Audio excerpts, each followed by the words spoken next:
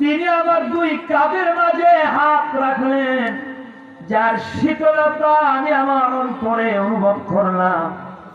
বিশ্ব নবী বলছেন, আমার আল্লাহ বললেন, প্রশ্ন করলেন, নবী গো, তুমি কি জানো শীর্ষস্থানীয় ফেরেশতাগণ কি নিয়ে বিতর্ক করছেন? আল্লাহ প্রশ্ন করলেন, শীর্ষস্থানীয় ফেরেশতাগণ, সম্মানিত ফেরেশতাগণ কি বিষয় নিয়ে বিতর্ক করছে তোমার কি জানা আছে? এই প্রশ্নটাও করলেন, বিশ্ব নবীকে দোয়াও শিখিয়ে দিলেন।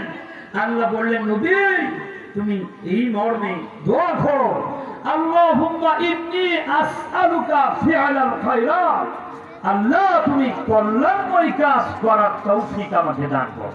আলহামদুলিল্লাহ বলেন। এটা আজকে যে এই জার্সি রহমানের জান্নাতের বাগানে এসেছেন নিজের ইচ্ছা, কথা বলেন, যার ইচ্ছা। আমাদের ইচ্ছা চলে?